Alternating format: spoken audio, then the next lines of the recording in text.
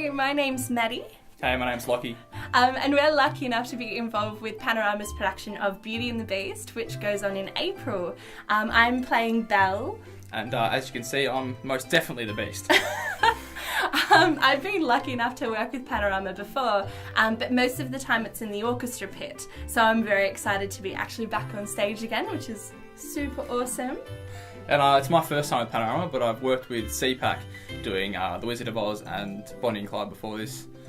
Now, of course, playing Beauty and the Beast comes with a certain type of pressure as, well, everyone knows the story and everyone knows the characters, but I don't know about you, but I'm finding it really exciting and a great experience to try and bring something of my own to the Beast. And how about you? Yeah, absolutely. I think you feel a lot of pressure because everyone knows Beauty and the Beast, and everyone has a certain idea of how Belle and the Beast should be played. So it's been a challenge to come up with some new ways of interpreting the characters. So in terms of the relationship between Belle and the Beast, I've had a pretty horrible time actually trying to get to know you. It's been that's a bit of a shame, isn't it? You're pretty awful.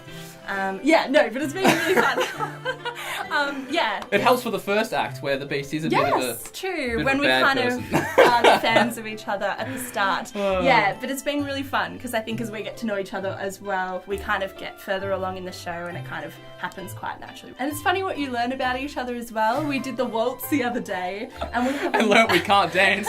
We have a natural waltzer here, whereas I needed a bit of work. So bringing the Beast to life has been a fantastic experience, but also quite a challenging one because he's such a complicated person in terms of the fact that he doesn't want anyone to get too close and therefore he just tries to push everyone away. Physically, just being a bit more hunched over and acting as if you're taller than everyone and trying to be as big as you can be. And then obviously have to deep the voice down, which is hard enough in itself. Yelling a bunch. And the aggression actually comes quite easily when working alongside this one because the sass that she brings out as Belle is very frustrating towards a character like the Beast. But then, of course, towards the second act, he gets a lot nicer and a bit mushy, which is quite lovely. It's such a joy to be able to play Belle. She's one of my favourite characters of all time, so it's been so much fun and I'm so lucky. But I think the main thing with Belle is she's a very confident character, so I've had to work on that a little bit.